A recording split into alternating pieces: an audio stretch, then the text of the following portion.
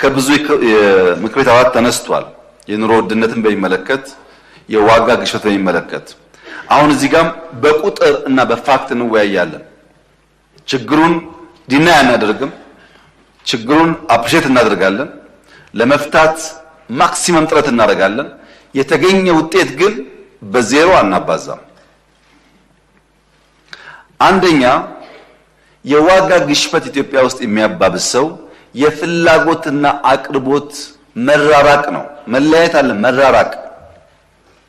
ያን ለመፍታት ምርት እናሳድጋል። ቅድም በግብርና እንዳነሳሁት፣ በኢንዱስትሪ እንዳነሳሁት ምርታማነት ኢትዮጵያ ውስጥ በከፍተኛ ደረጃ እያደገ ነው። ሁለተኛው ምክንያት የገቢ ማነስ ነው። ሰው ያለው ገቢ በጣም ውስን ስለሆነ ለማውጣት የሚገደድባቸው ዋና ዋና አስገዳጅ ኤሪያዎች ካለው ገቢ ጋር አይመጣጠኑም። ገቢ ማሳደግ ያስፈልጋል። ለዚህ ነው አምናም ዘንድሮም ደሞዝ የጨመር ነው። በየዓመት ደሞዝ መጨመር እኮ አይቻልም፣ አይታሰብም። ገቢው በጣም አነስተኛ ስለሆነ ደሞዛውን በቂ ነው ወይ? አይደለም። ቅድም እንዳልኳችሁ እኔና እናንተ ስራችን በበቂ ደረጃ ህይወትን ኢንጆይ ማድረግ አይደለም። ማመን አለባችሁ። እኔና እናንተ በቀን 2 እየበላን በቀን 3 የሚበላ ትውልድ መፍጠር፣ እኔና እናንተ ዕዳ እየከፈል የዕዳ ቀንበር ያልተጫነው ሀገርና ትውልድ መፍጠር ነው እንጂ ከነበርንበት አረንቋ አንጻር ኦቨርናይት ገቢው ያደገ ችግር የማይታይበት ኑሮ ለዚህኛው ትውልድ ማምጣት አይቻልም። ልጆቻችን ግን ከዛ እንዲወጡ ማድረግ እንችላለን። ይሄን መግባባት ያስፈልጋል። ለምሳሌ ጡረታ የወጡ ሲኒየር ዜጎች 3 ጊዜ ጨምራል ደሞዝ ጡረታ አበል 3 ጊዜ። ለምን? በጣም ትንሽ ገንዘብ የሚያገኙት ለመኖር ያስቸግራል። ሀገራቸውን አገልግለው የወጡ ሰዎች ናቸው በሚል 3 ተሻሽሎላቸዋል። ይበቃል ወይ? አይበቃም። ባደግን ቁጥር እያየን የሚጨመር ይሆናል። በቀጥታ በጡረታና በደሞዝ የማነካቸውን ሰዎች በድጎማ ነዳጅ ላይ፣ ማዳበሪያ ላይ፣ መድኃኒት ላይ ድጎማ እናደርጋለን። ቢሊየንስ እንደ ሀብታም መንግስት። ለምን? ዜጎቻችን ውስን ገቢን ያላቸው እንደዚህ አይነት ወሳኝ ኮሞዲቲ ላይ ድጎማ ካላደረግን በቀር መኖር ያስቸግራል የሚል እምነት ስላለ። ሌላው ቻሌንጂንግ ኤሪያ የግብይት ስርዓቱ ነው። የተከበረው ምክር ቤት ያስታውሳል። የቅዳሜና እሁድ ገበያ እንጀምር ብዬ ለእናንተ ሳቀርብላችሁ ስንት ዓመት እንደሆነ ባላስታውስም አሁን በሺህ የሚቆጠር ቅዳሜና እሁድ ገበያ በየሰፈሩ አለ። ብዙ ችግር እየፈታ ነው። እዛ ግን አልቆምንም። ከቅዳሜና እሁድ ገበያ ወጥተን ትላልቅ የመገበያያ ቦታዎች በየከተማው ለመገንባት ሙከራ የተደረገ ነው። ሰዎች ሄደው የአርሶ አደሩን ምርት በቀላሉ የሚያገኙባቸውን ከባቢዎች።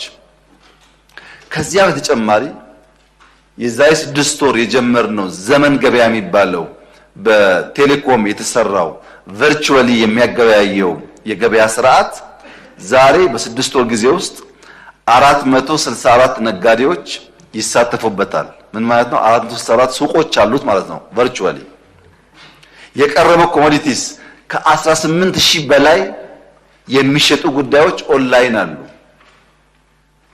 ቅርጫ ይጨምራል፣ ቅቤ ይጨምራል። ይሄ ጉዳይ ባህላችን ስለሆነ ማለት አዲስ አበባ ብቻ ሳይሆን ከሞላ ጎደል በሁሉም ከተሞች ይሰራል። 6 ወር ነው። 6 ዓመት ሲሆን የት እንደሚደርስ። የእሁድ ገበያ እንደዋዛ ጀመርን፣ በሺዎች ደረሰ። በየሜዳ ከምንሰጣ ቦታና በእጅለታልን መስራት ጀመር። በዚያ ከምንቆም ቴክኖሎጂ እንጠቀማል። እሱም እድገቱ በጣም ተስፋ የሚሰጥ ነው። የግብይት ስርዓቱ የራሱ ፋይዳ ስላለው ለግሽበት ማለት ነው። ሌላው የበጀት አስተዳደር ነው። ቅድም እንዳነሳሁት ከዚህ ቀደም የነበረ ሁኔታ ዴፊሲት ሲኖር ከናሽናል ባንክ እንበደራለን፣ ብር ይታተማል፣ እሱ ገበያ ውስጥ ይረጫል።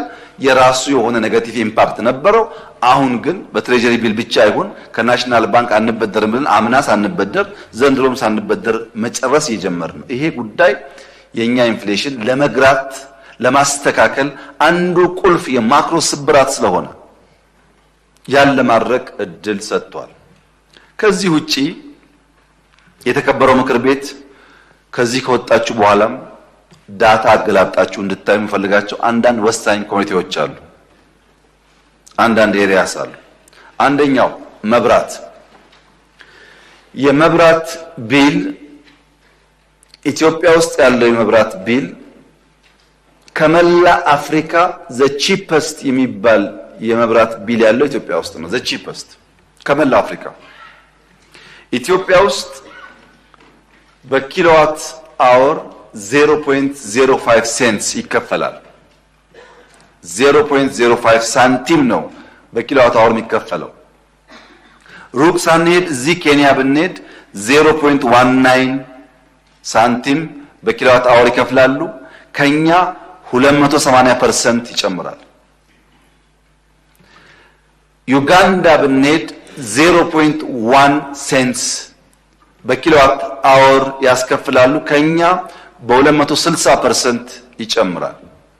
ሩዋንዳ ብንሄድ 0.13% ያስከፍላሉ፣ 160% ይጨምራል። እነዚህ ሻል ያሉት ናቸው። በዚሁ አካባቢ 500 እጥፍ ይበልጣል። ትቼው ነው እሱ እንዳታው።